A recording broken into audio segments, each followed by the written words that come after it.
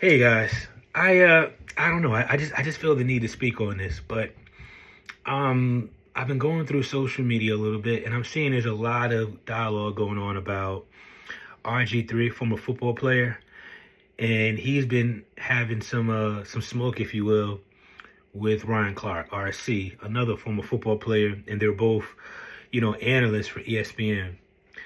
Now, first of all, it really pains me because number one, I think black people presently today, I think black people the last 10 years talk about race, victimhood, trauma. We talk about that stuff more now than we did in the 90s, more than we did in the 80s. I bet 70s, I bet in the 60s and 50s when they were enduring real, actual blatant, like the KKK putting burning crosses on their front yard. I bet we talk about racism more now than they did back then. And they actually had to full on assault and like fix it. And the reason why I say that is because, like, first of all, every incident that happens, if there's race involved, it gets bumped up to a whole nother level. That in itself to me is like, feels like a plot. Like, are you serious? You don't see that game? But of course, most don't. But one of the things that really disgusts me, and I think it's come out more recently, there's a double standard, number one.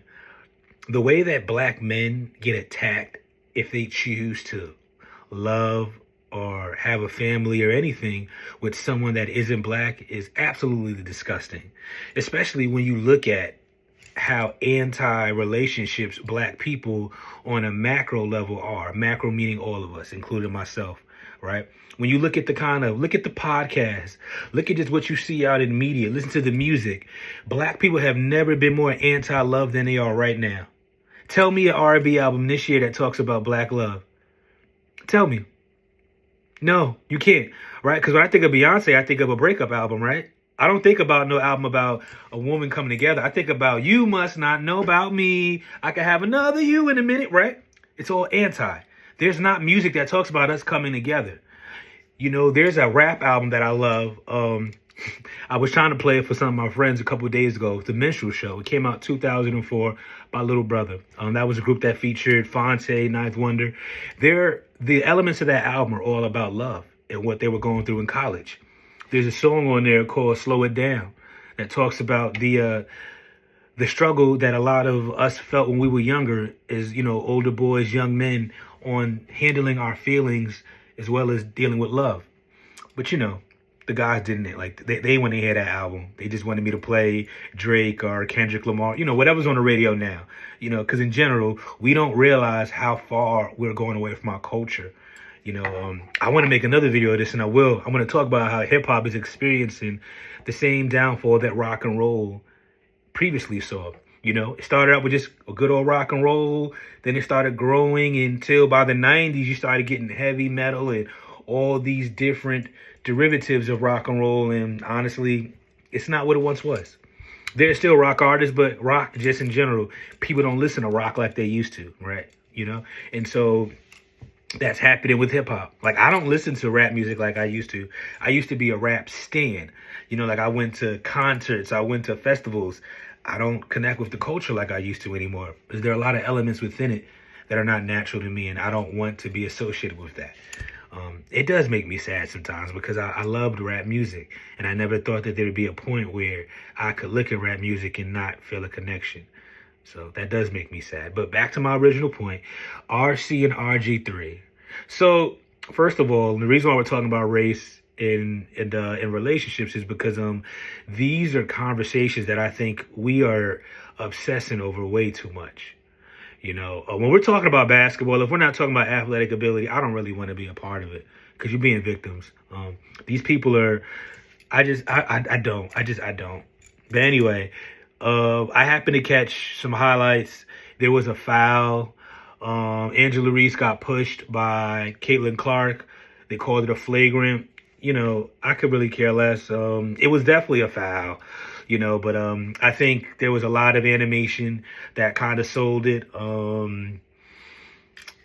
Whatever. But anyway, I'm not here to really talk about the call. I think they should have called it a flagrant. You know why? Because, you have that white girl, whenever she does something, it's going to set everybody off. And if you don't do everything you can to make it look like we're not allowing nobody to take advantage of Angela, it's going to be a problem. So I think there was a right call to give her the flagrant. What I've hated, though, is how the analysts, how they're making this a whole talking point. I didn't even know the WNBA started yesterday. That should have been more of a talking point yesterday, whenever it started, than that freaking play. But what I really hate is when black men allow these talking points to be a showcase for them to destroy and tear down each other. And so I'm listening to, recently, I just, pay attention to my Twitter feed. I love my Twitter feed, by the way. I think it's one of the few places where you can find, and it's because I'm intentional about who I follow. They talk a lot about music.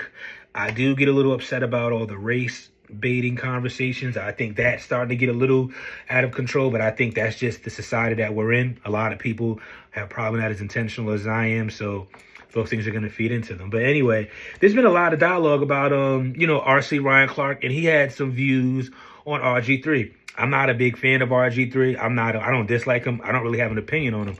I know when he played football, didn't like him because he played for the Redskins, and I'm a Giants fan. But I've noticed something with RC. And I notice this with a lot of guys. And you know what? I get it. Black women need to be protected. Black women have been disserviced. I would never argue that. I wouldn't. I'm not going to argue that. That's a fact. Okay? What also is a fact is that black men don't have anybody to stand up for them, which is why I started JustINSPIRE mentoring, to change that. Black men are often just attacked, and they have to either defend themselves or just take the wounds in stride. I don't like that. That's not fair. And I think it's really sad when you're a black man and you find yourself being attacked by other black men who are caping to protect other social groups. It's really sad. And you shouldn't have to pick a side when having conversations in relations to black men and black women. It should just be logic based. But like I'm teaching my communications class right now, a lot of us have lost the art of debate, and we're learning from a lot of these pundits, celebrities and fake politicians on how to negotiate those spaces, and they're showing you wrong. And so what I've kind of noticed from RC is because he had a similar situation with a white comedian previously, and the white comedian came on the show, and he put RC in his place. I'm gonna be real with you. He talked about how RC is talking to him like, I don't realize women go through struggles, and he did it real nice. He said, do you think black women are the only ones that experience these things? So do you think that other women don't? And he talked about how, why do you think it's whenever somebody says something, you have to inject yourself into it and make it seem like you're this crusader for black women who need to be crusaded for. And sometimes it wasn't even a space where that's needed. And that's just talking about him and the comedian. But hearing his feedback again on RG3, he starts tearing him down, talking about he can't relate to the culture. He don't understand what we go through. Using these we terms, right? How do we know what kind of life RG3 lived just because he has a white woman as his spouse? I don't know nothing about where that man came from. And I'm not about to start making assumptions. Why do you? I'm letting it be quiet because I want you to let your thoughts tell you something right now, because too many of y'all do this. And this is human psychology. When you don't know something, your brain is going to try to form it. And you need to be aware of that. When your brain is forming it, it's not right. Because it's just trying to fill in the blanks based on your experiences. But your experiences often don't speak to the real problem, or often are not always adequate for the space you're in. Sometimes you need to be able to acknowledge, I don't know what I'm doing. I'm not familiar. There's nothing wrong with that.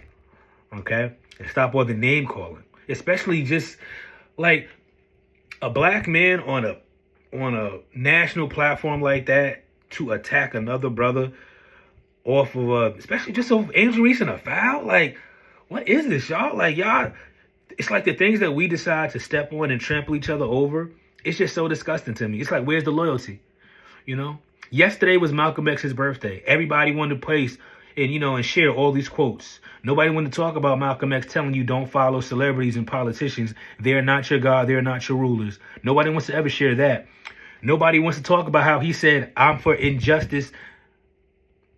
Excuse me. I'm to stand against injustice no matter who says it.